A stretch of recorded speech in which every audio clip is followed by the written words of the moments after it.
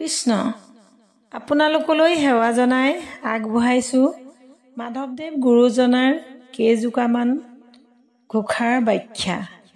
ভুল হ'লে ক্ষমা কৰিব। ছন্দ অনুসৰি ঘোষাৰ পাঠ আৰু প্ৰসংগৰ সুৰ বেলেগ বেলেগ। মই প্ৰসংগৰ সুৰতেই আগবঢ়াইছোঁ।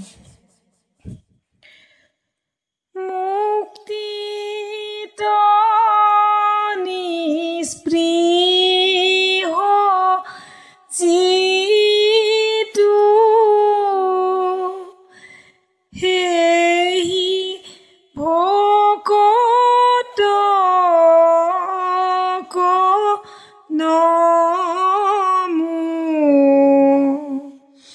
ৰসময়ী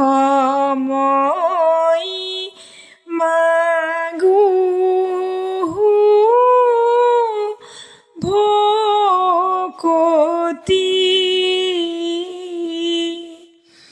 সমস্ত মস্তক মনি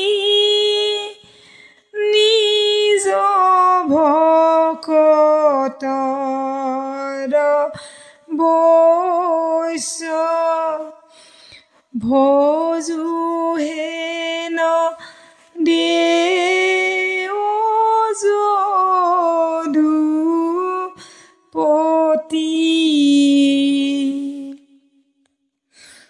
মহাপুৰুষ মাধৱদেৱ গুৰুজনাই তেওঁ ৰচিত এই ঘোষাফাঁকিত কৈছে, যিজন ভকতে মুক্তিৰ প্ৰতি স্পৃহাহীন অৰ্থাৎ মুক্তিত হেঁপাহ নকৰি ভগৱন্তক ভজনা কৰি আছে, সেইজনা ভকতক মই নমস্কাৰ কৰোঁ। তেওঁৰ পৰাই ৰসময়ী ভকতি মাগিছোঁ। সকলো ভকতৰে মস্তকমণি স্বৰূপ অৰ্থাৎ শিৰৰ মুকুতাৰ দৰে যিজন ভকতৰ ভক্তিত বৈশ্য হয়, সেই ভগৱন্ত যদুপতিক মই ভজোঁ। যাৰ ৰাম কৃষ্ণ নাম নাৱে ভৱ সিন্ধু তৰি পাৱে পৰম পদ পাপী যত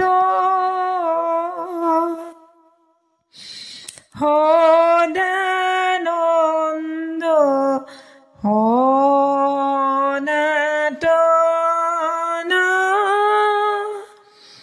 হেনয় কৃষ্ণক সদা উপাসা কৰোঁ হৃদয়ত।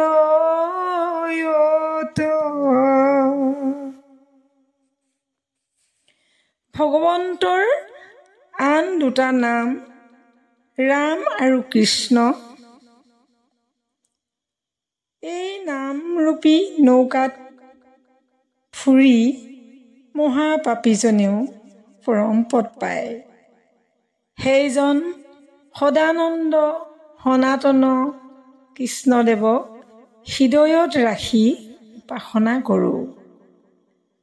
গুৰুজনাৰ বিৰচিত এই দ্বিতীয় জোকা ঘোষাৰ পৰা আমি সেয়াই বুজোঁ। মৎস্য কুৰ্ম নৰসিংহ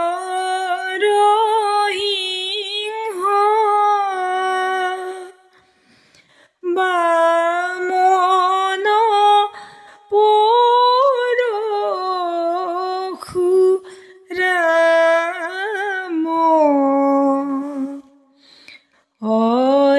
হলিৰাম বৰা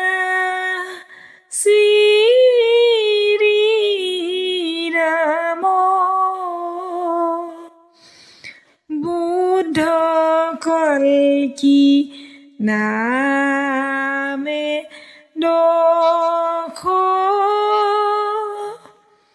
আকৃতি ধৰিছা কৃষ্ণ তজোপাৱে কৰো প্ৰণাম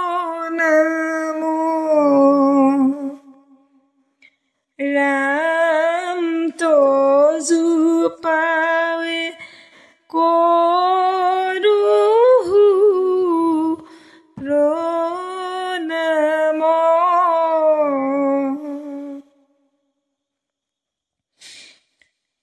জগতত যেতিয়াই পাপ অন্যায় অবিচাৰে গ্ৰাস কৰে ভগৱন্তই শান্তি স্থাপনৰ বাবে বিভিন্ন সময়ত বহু অৱতাৰ ধাৰণ কৰাৰ বিষয়ে আমি ধৰ্মীয় শাস্ত্ৰবিলাকত উল্লেখ পাওঁ নহয়নে বাৰু? মৎস্য অৰ্থাৎ মাছৰ অৱতাৰ লৈ 4 বেদ উদ্ধাৰ, কুৰ্ম অৰ্থাৎ কাছৰ অৱতাৰ লৈ ধৰা ধাৰণ কৰা আৰু বৰাহ অৱতাৰ লৈ অৰ্থাৎ গাহৰি অৱতাৰ লৈ পৃথিৱী উদ্ধাৰ কৰিছিল ভগৱন্তই। পৰশুৰাম ৰূপত ক্ষত্ৰিয়ক দমন কৰি ৰামৰ অৱতাৰে ৰাৱণ বধ কৰা, বলৰাম অৱতাৰ লৈ হল ধাৰণ কৰা আৰু বুদ্ধ ৰূপে অহিংসাৰ প্ৰৱৰ্তন আৰু কল্কি অৱতাৰ লৈ ম্লেচ্ছক কাটি বুন্দামাৰ কৰিলে। এই মহান 10টা অৱতাৰধাৰী ভগৱন্তৰ চৰণত গুৰুজনাই প্ৰণাম জনাইছে। কৃষ্ণ